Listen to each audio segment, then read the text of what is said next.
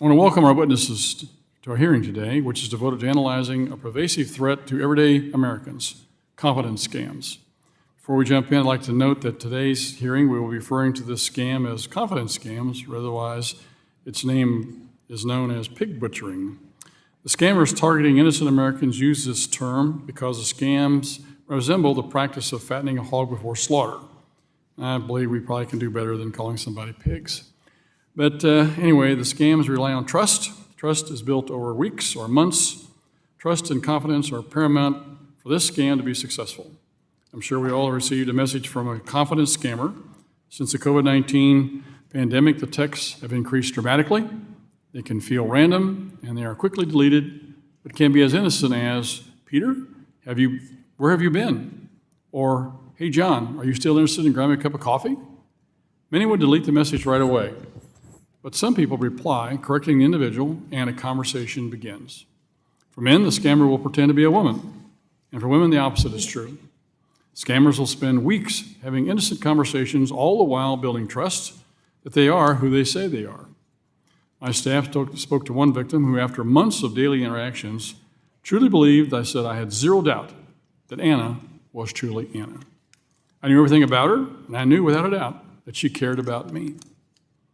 Once confidence is built and the victim is lulled into a false sense of security, the scammer will discuss how well their cryptocurrency investment portfolio is performing. These scammers will go to great detail about how a close confidant or family member has inside information on future earning potential of cryptocurrencies. They will even send screenshots and videos of their portfolio and promise they can guide the victim to the same level of wealth.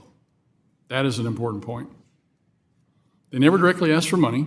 The scammer instructs victims to send money to various platforms which are developed to look real and controlled by the crime boss. The victims believe they will always have control of their money, or so they think. Once the victim has bought in, their so-called guide will coach them through setting up their own crypto accounts or provide step-by-step instructions on wiring money to bank accounts in Southeast Asia. Scammers have become incredibly adept with U.S. banking regulations and will prep their victim with ways to avoid suspicion. One victim was told to tell the bank staff handling this wire transfer that the money was for purchasing goods from a Chinese supplier in Hong Kong. Victims may initially send small amounts to a crypto exchange or only wire a small amount to set up their own fictitious trading account.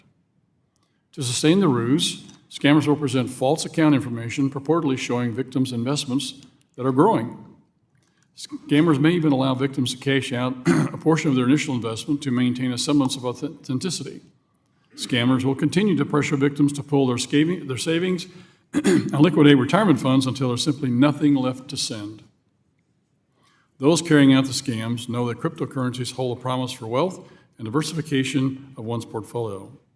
They use this promise to their advantage, but unbeknownst to the victim, none of it is real. The crypto they purchase is not real, and the returns shown never existed. Confidence scams are a growing threat, and according to John Griffin, an economics professor from the University of Texas at Austin, have resulted in a $75 billion windfall for Chinese criminal organizations from January 2020 to February 24. Just last Monday, the FBI released the 23 cryptocurrency fraud report, which stated that the investment fraud amassed an amount estimated at $5.6 billion in losses for 23, a 45% increase from the previous year. Herein lies the problem. Confidence scams are a pervasive issue that affect red districts and blue districts. These scams target the most vulnerable in our country, leading to their life savings and, in some cases, shattering families. It is abundantly clear that more education is needed. This is a scam that has largely flown under the radar because often the victims are embarrassed and to come forward to say they were tricked. It is incumbent upon Congress to sound the alarm and warn our constituents. This is why we're holding this hearing today. And testifying before us today is a diverse panel representing the state, local, and federal response to confidence scams. It is obvious that more can be done to confront this problem, and holding this hearing is an important first step.